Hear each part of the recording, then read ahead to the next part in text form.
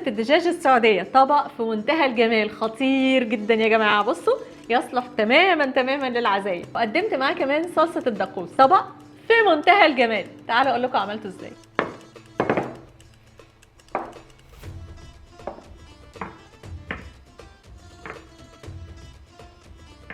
عشان نعمل الكبسه بالفراخ محتاجين عندنا هنا وراك فراخ. انا حبيت النهارده اعملها بالوراك، ممكن تعملوها فرخه كامله وتقسموها براحتكم 4/4. عندنا بصله مبشوره، عندنا 4-5 فصوص ثوم، عندنا حوالي 5 طماطميات معصورين، معلقتين كبار من الصلصه، وعندنا هنا بهارات، شويه بهارات للفراخ، وعندي بقى هنا شويه التوابل الحلوه دي. عندنا واحده لومي حامض، عندنا عود قرفه، ورقتين لوري، شويه حبهان، وشويه عيدان القرنفل صحاح، دول هنستعملهم علشان الكبسه. دول بقى كوبايتين من الرز البسمتي هنغسلهم وننقعهم. حطينا معلقه سمنه وحطينا عليها فصين مستكه، تشوح شويه البصله المفرومه تصفر كده وتبقى لونها حلو.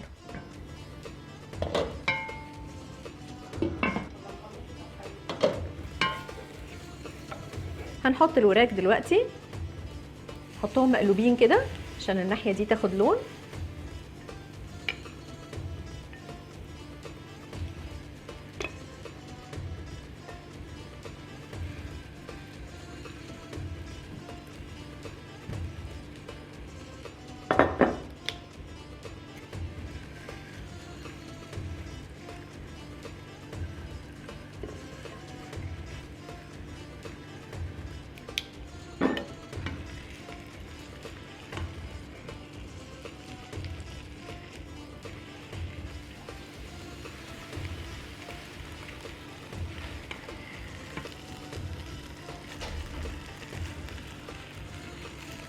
كده خدوا لون حلو من الناحيه دي. تعالوا بقى نحط البهارات، ورقتين لوري، واحده من اللومي الحامض، عود من القرفه، ودول شويه حبهان على قرنفل.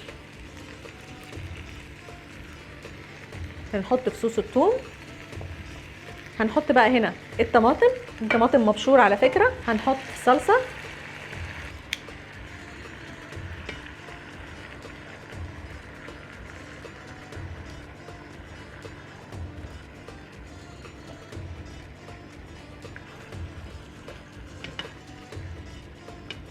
هنخلي الفراخ في الخلطه دي شويه كده وعلى نار متوسطه مش هاديه، شويه كده حوالي مثلا تلت ساعه، وهنرجع اقول لكم نعمل ايه. على ما الفراخ تستوي تعالوا بقى نعمل صلصه الدقوس. ودي الصلصه اللي بتيجي على جنب الكبسه كده بتتاكل معاها، لذيذه جدا، انا بحبها قوي. بس الحقيقه انا مش بحب الطماطم تبقى معصوره في الخلاط، معرفش انا مش بحبها، بحب اقطعها زي ما انتم شايفين كده اهو، قطع صغنطوطه كده زي التبوله كده، بحب كده بصراحه. يعني طبعا هي تراديشنال تتعمل في الخلاط، اعملوا اللي انتوا عايزينه زي ما تحبوا، لو اسهل لكم ان انتوا تعملوا كده خلاص اعملوا كده، بس عشان انا واقفه جنب الفراخ فمش لاقي حاجه اعملها فقلت اما اقطعها. بس عموما هي بتبقى بتدي قوام للصلصه احلى كده واغنى كده، ما بتبقاش ميه يعني، بس براحتكم زي ما انتوا عايزين. مكونات الصلصه سهله جدا، ما فيهاش اي حاجه، هي عباره عن طماطم وفلفل وكزبره وثوم وكمون وليمون، بس كده. احلى من الكومبينيشن ده واحلى من الخلطه دي مش بلاقي بصراحه. فاحنا هنا هنحط في الكبه الفلفل الاخضر، وطبعا ممكن تستعملوا فلفلايه بارده وفلفلايه حاميه لو بتحبوا الحامي، اكيد براحتكم طبعا. لو حابين تحطوا الحار، احنا بنحب البارد بس. فهنحط الفلفلايتين قطع كده كبيره عشوائيه، يعني كلها دلوقتي هتدخل في الخلاط. حاولوا ما تبقاش الحتت الخضراء تدخل معانا، مش حلوه دي. تمام. عندنا فصين توم، وعندنا الكزبره برضو ممكن نحطها كده ونفرم. هنحط الطماطم هنا،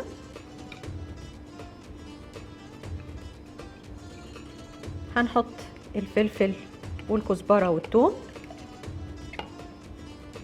في ناس بقى تحب تحط صلصه طماطم عشان تخليها شويه لونها احمر اغمق، بس انا مش بحب كده الا لو هتسووها على النار، يعني مش بستسيغ فكره ان انا اكل صلصه طماطم كده يعني نيه كده، مش بحب الفكره دي خالص. فبالتالي في بعض الناس بتطبخ الدقوس على النار وتخليها بقى تتسبك سنه، في ناس بتعمل كده. لو مش حابين كده يبقى ما تحطوش صلصه، انا مش بحب الحقيقه الصلصه تبقى رو كده. هنيجي دلوقتي نحط الكمون، هنحط ملح،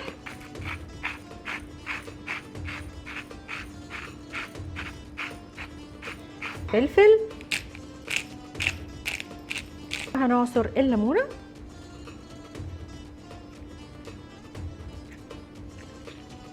كده قلبنا كل محتويات صلصه مع بعضها. اخر حاجه حبه من الزيت، وطبعا الخضار اللي اتفرم ده كله هينزل شويه من ميته، فبعد شويه على ما نخلص كل الكبسه هتلاقوها بقت شويه صوصي اكتر وليها قوام صلصه اكتر.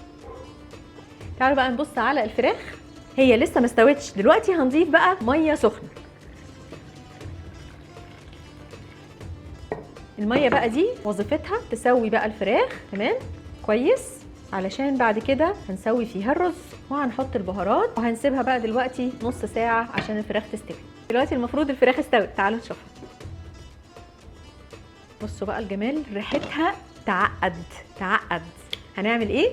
هنرفع الفراخ من الصوص، هنطلعها على طبق الفرن اللي هنسويها فيه. احنا مش هنسويها طبعا، قصدي احنا هنحمرها، هنديها تحميره عشان تاخد لون كده. هي خلاص هي اصلا استوت تماما. عندي هنا معلقه سمنه، هنحط عليها حبه طماطم معصورين من الطماطم الاولانيه خالص اللي استخدمناها. انا حطيت معلقه على جنب وعليهم معلقه صغيره من الصلصه. هنحط لهم ملح وفلفل، نقلبهم وناخد بالفرشه ندهن الفراخ كده اهو، ندهنها عشان لما ندخلها الفرن دلوقتي تاخد لون حلو.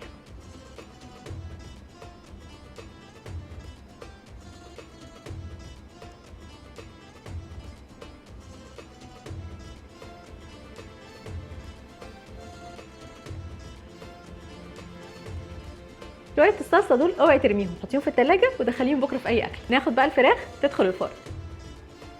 الرز خلاص صفيناه، هنسقطه في الصوص اللي في الحله بتاعه الفراخ.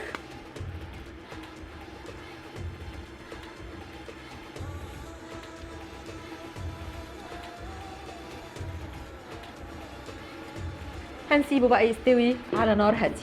بصوا الفراخ وجمالها اتحمرت بقت حلوه ازاي. هنبص على الرز ونشوف اخباره ايه. نغرف الكبسه. يا عيني يا عيني.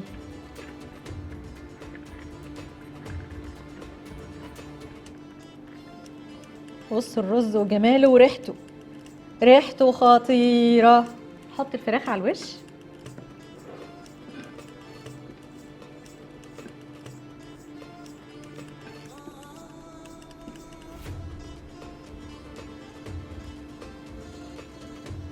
رشه لوز محمص،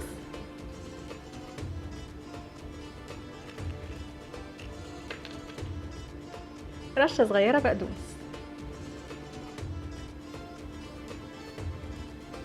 ونقدمها مع صلصه الدقوس.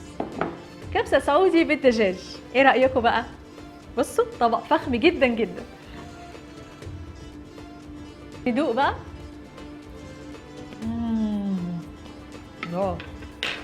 الرز يهبل وتوابله وقوامه وطعمه رائع رائع رائع. لازم تجربوا الكبسه بطريقتي دي، هتعجبكم جدا جدا. طبق في منتهى الجمال.